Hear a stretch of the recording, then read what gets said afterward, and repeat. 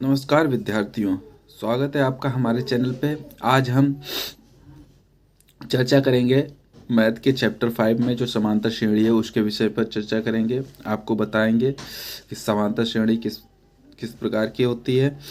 जब हम first year में जाएंगे तो वहाँ पे गुणोत्तर श्रेणी पढ़ने को मिलेगी। फिलहाल यहाँ पे हमें समांतर श्रेणी ही पढ़ने को मिलती है। तो समांतर श्रेणी किस प्रकार की श्रेणी क्या होती है पहले हम आपको बता देते हैं। श्रेणी जैसे कहा जाए 2 है, 5 है या 8 है, 11 है, 15 है ना। 2, 5, 8, 11, 15 इस प्रकार से आगे जो बढ़ती चली जाती है। और एक श्रेणी का प्रकार है 2, 5, 8, 11, 14 इस प्रकार से बढ़ता चला जाता है। तो एक श्रेणी ये है जिसमें देखिए यहाँ पे यहाँ और यहाँ ये अंतर तो सही लग रहा है, लेकिन यहाँ पे लास्ट में ये 5वां पद है, ये अंतर इसका अलग है। तो अंतराल नियत नहीं है, इसलिए ये श्रेणी का दूसरा रूप है। और इसमें देखिए इसका अंतराल कितना है, 3, 2, 2, 3, 5, 5, 3, 8, 8, 3, 11, 11, 3, 14। तो देख रहे हैं हम इसमें बीच में सभी का अंतराल समान आ रहा है, तो इस श्रेणी का नाम हो जाएगा समांतर श्रेणी। समांतर श्रेणी, इसका अंतराल समान आ जाएगा तो समांतर श्रेणी। तो इसी प्रकार से इसकी परिभाषा बनती है जाकर के, ऐसी श्रेणी जिसमें पदों के बीच अंतर कैसा हो, समान हो। ऐसी श्रेणी जिसमें पदों के बीच अंतर समान हो समांतर श्रेणी कहलाती है।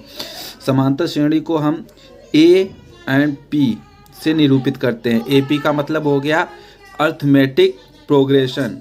Arithmetic progression, arithmetic progression.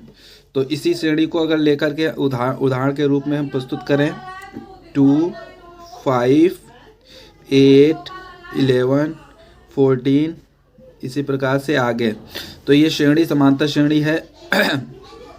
A P बराबर, तो इसमें जो पहला पद है इसे कहते हैं प्रथम पद, इसे कहते हैं प्रथम पद।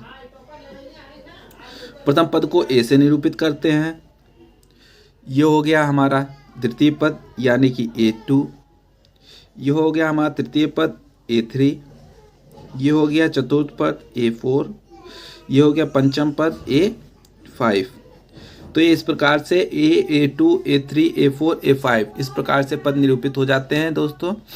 तो और इनके बीच का जो अंतर बोला जाता है, अंतराल बोला जाता है, जो ये हमने निकाला था 3, तो ये अंतराल को बोलते हैं सर्वांतर। अंतराल को बोलते हैं सर्वांतर। सर्वांतर को किससे निरूपित करते हैं, डी से निरूपित करते हैं।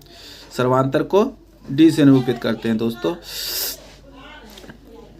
इसी प्रकार से सर्वांतर अगर निकालें, जैसे पहले पद के बीच में अगर सर्वांतर निकालें तो हम निकालते हैं D1 बराबर दूसरा पद यानी A2 माइनस A1। D2 बराबर निकालेंगे A3 तीसरा पद minus A2, A3 minus A2 पीछे से। इसी प्रकार से D3 निकालेंगे, D3 निकालेंगे A4 माइनस A3। इसी प्रकार से D4 निकालेंगे तो होगा A5 माइनस A4। ये हमारा निकल के आ जाता है, सर्वांतर D निकल के आ रहा है। और इसी प्रकार से जब आता है D1 equal to D2 equal to D3 equal to D4। देखिए हमने निकाला था यहाँ पे हम आपको दिखा दें, यहाँ पे हमने निकाला था 3, 3, 3, 3 मतलब 3। इसका सर्वांतर कितना निकल के आ रहा है, बराबर 3 के बराबर है, बराबर 3 के बराबर है। ये सारे कितने निकल के आ रहे हैं, A2 कितना है 5, A1 कितना है -2 बराबर 3 यहाँ पे A3 कितना है 8 और A2 कितना है 5 बराबर 3। यहाँ पे A4 कितना है 11 एंड A3 कितना है देखिए 8 इक्वल टू 3। यहाँ पे देखिए A5 कितना है 14 माइनस A4 कितना है 11 इक्वल टू 3। ये देखिए सब 3 मान निकल के आ रहे हैं, सर्वांतर 3 निकल के आ रहे हैं। तो इसलिए D1 equal to D2 equal to D3 equal to D4 equal to कितना है 3। तो ये सर्वांतर जब समान निकल के आ रहे हैं तो ये बनता है, ये श्रेणी बनती है हमारी, कौन सी श्रेणी बनती है दोस्तों, समांतर श्रेणी। कौन सी, समांतर श्रेणी बनती है। कौन सी श्रेणी बन जाती है, समांतर श्रेणी बन जाती है। तो इसका दोस्तों सूत्र बन जाता है, एक कहा जाए nवें पद का मान। अगर nवें पद का मान का सूत्र कहा जाए तो क्या है दोस्तों, इसका सूत्र है, इसका सूत्र कहा जाए an बराबर a plus n-1 into D. ये हमारा nवें पद का सूत्र है।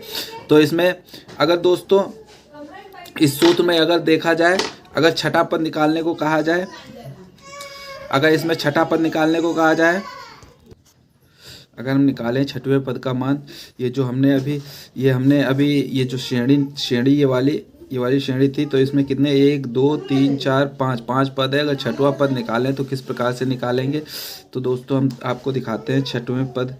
जैसे हमें कहा जाए छठवें पद का मान ज्ञात करो, अगर ये आ जाए लिखकर, तो हम छठवें पद का मान क्या करेंगे, ये n बराबर कितना हो जाएगा 6, a बराबर हम कितना, प्रथम पद कितना है दोस्तों 2, प्रथम पद 2, और इसमें d बराबर सर्वांतर कितना निकल के आया है, ये d बराबर 3 निकल के आया है, तो d बराबर 3 हो गया। अगर इस प्रकार से, और इस सूत्र में लिखिए, इस सूत्र में रखिए A2 बराबर 6, A6 बराबर a का मान कितना है 2 प्लस n का मान कितना है 6 माइनस 1 इंटू डी कितना है 3। तो इसे हल कर लीजिए, 2 प्लस 5 इंटू 3, 2 प्लस 5 दिए 15, 15 में 2 जोड़े 17। तो दोस्तों इस प्रकार से देखिए छठवां पद हमारा कितना निकल के आया है 17। तो ये हम इस प्रकार से हम छठवां पद निकाल सकते हैं। A6 बराबर 2 plus 6 minus 1 into 3, 2 plus 5 into 3, 2 plus 15 17 आ गया। छठवां पद 17 हमारा निकल के आ गया। इस प्रकार से अगर कोई भी पद निकालना चाहो तो निकाल सकते हैं हम।